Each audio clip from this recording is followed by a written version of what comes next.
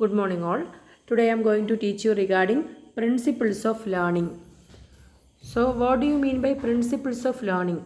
So learning is a process that leads to a change in behavior or knowledge due to experience or practice.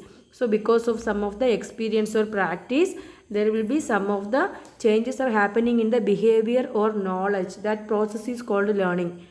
So importance of learning is central to human development. It helps in education and personal growth.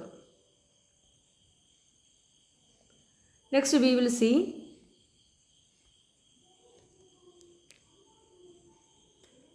other things. So as I told you, we are dealing with principles. First one is active involvement. So what do you mean by active involvement? So active involvement is nothing but the learning is more effective when learners are actively involved. The learning is more effective when the learners are actively involved. Then the participation through discussion, practice and problem solving. So active involvement includes participation through discussion, practice and problem solving. Then the active engagement leads to deeper understanding and retention. This is regarding the first principle, that is active involvement. Second principle is relevance and motivation. The key idea is learning is enhanced when it is relevant to the learner's interest, goals or experiences. Motivation drives engagement and persistence. Meaningful, consistent content stimulates the curiosity and promotes the long-term retention. Third principle is practice and reinforcement. So repetition and reinforcement are crucial to strengthening the neural connection. So practice helps to refine the skills. Positive reinforcement encourages continued effort and learning. So once you practice only, there will be reinforcement takes place and you will learn very fast. Fourth principle is principle of feedback. So immediate and constructive feedback supports the effective learning. It helps the learners to understand their progress and areas for improvement. Feedback should be specific, timely and actionable. So whenever the learner is learning, we should give the feedback. It helps to, constructive feedback helps to supportive learning. So fifth principle is social interaction. The key idea is learning is a social process often enhanced through collaboration and communication. So group discussions, peer tutoring and collaborative tasks can promote the deeper learning. Social learning theory, that is Bandura theory, that is observing and modeling the behaviors from others.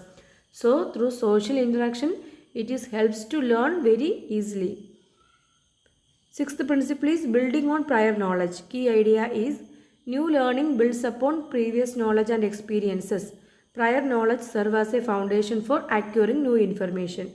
So teachers should connect new concepts to what students already know. So building on prior knowledge, it helps to enhance the learning very fast. Then principle 7, differentiation and individual differences. Key idea, that is learners have different needs, styles and paces of learning. Differentiated instruction addresses individual strengths and weaknesses. Understanding the learning styles, that is visual, auditory, kinesthetic, helps the tailor's instruction. Principle 8, that is transfer of learning. Key idea, learners need to apply learned knowledge or skills to new situations. Learner is more effective when it transfers to real world settings. Encourage learners to apply concepts across different contexts. So whatever the learner is learning, they should be able to transfer to a new settings. Then only learning will become effective. Principle 9 is learning through errors. Key idea is mistakes and errors can be valuable learning opportunities. Errors will promote the reflection and better understanding. Creating a safe environment for trial and error enhances the learning.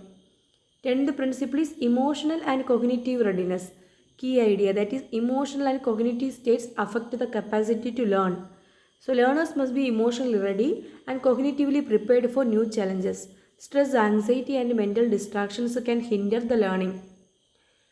So the principle of learning emphasizes the active engagement, motivation, feedback, practice, social interaction and readiness.